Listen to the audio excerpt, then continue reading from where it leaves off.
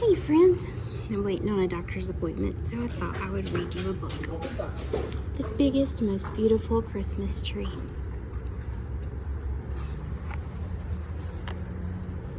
Copyright is 1985.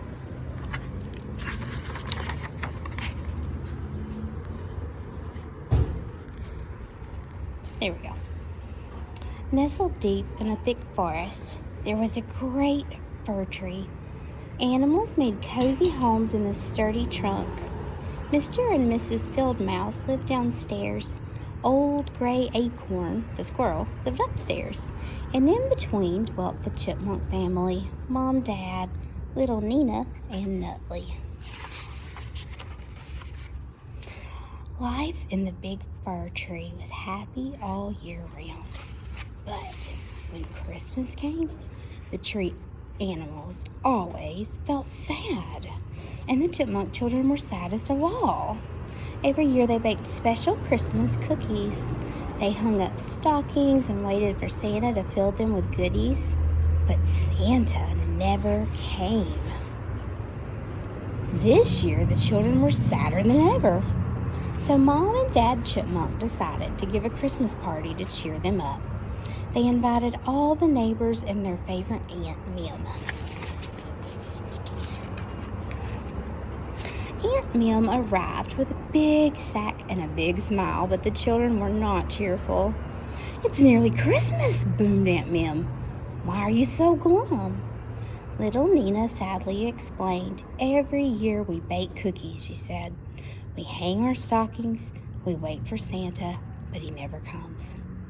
We think he doesn't like us," sniffled Nutley. "Nonsense," declared Aunt Mim, who was very wise. "He probably doesn't even know you are here, tucked away in this huge tree. Why, from his sleigh up in the sky, your home looks like just another tree in the forest. I have an idea, and you all must help." The children's eyes sparkled with hope. Aunt Mim began to empty her sack. There were huge bolts of red ribbon, a big roll of gold foil, and balloons and berries and bells that jingled. "Now," said Aunt Mim, "let's go outside and turn this big old fir tree into the biggest, most beautiful Christmas tree in the world, so Santa can't miss it. Hurry! Tonight is Christmas Eve." They all scampered out onto the snowy branches, carrying the things from Aunt Mim's sack. Brr, it's cold out here, y'all. Woohoo! Back to the story. Mom began to tie bows on all the fir cones. The little Chipmunk snipped the ends. Dad was up top, fashioning a big gold star out of foil.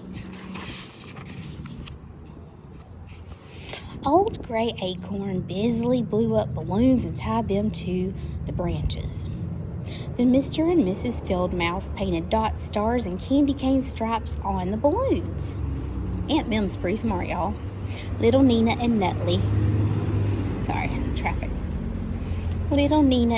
helped by painting a funny Santa on one red balloon. It made everyone giggle. Aunt Mim ran strings of berries up and down and all around the tree. "Hurry," she urged. "It's getting late." Little Nina munched a few berries when Aunt Mim wasn't looking. The others hung jingle bells that tinkled gleefully when the branches shook. Nutley jumped up and down to make sure of that. Oh, it's pretty. When Dad's gold star was placed on top, the tree was finished. It glowed in the moonlight. All the animals of the forest came to admire it. "Ours is truly the biggest, most beautiful Christmas tree in the world," exclaimed little Nina and Nutley.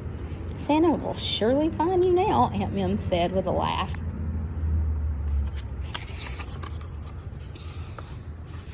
Everyone went to bed early that night. They were tired from their hard work. Old Gray Acorn fell asleep in his big easy chair. Mr. and Mrs. Field Mouse snuggled under their warm quilt. Mom and Dad snoozed in their nightcaps, and Aunt Mim snored by the stove. The littlest chipmunks fell asleep without even touching their hot cocoa. The children awoke early to find the house filled with toys and gifts. Their stockings bulged with goodies. It worked, shrieked the children, dancing up and down. Santa has found us at last. Hooray, hooray! Their joyous squeals roused everyone. The neighbors heard them and arrived with gifts of their own. After all these years, declared Old Gray Acorn, Christmas has come to this old tree. Dad brought out special Christmas cookies and tea, and the children shared the goodies with their friends. Everyone raised a cup and drank a toast to Christmas and to wise Aunt Mim, who just smiled her big smile. Thanks to her, Santa would always find the animals' tiny homes in the biggest, most beautiful Christmas tree in the world. The end. So, I don't know that I have 25 days worth of Christmas little golden books. However, it's December the 1st, and I just had to kick us off, y'all. The biggest, most beautiful Christmas tree. Merry Christmas, happy holidays.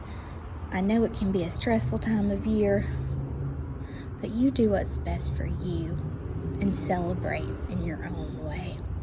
Remember that I love you, and as always, I wish you sweet, sweet dreams from Satisfying Lullaby, ASMR, and a very good night.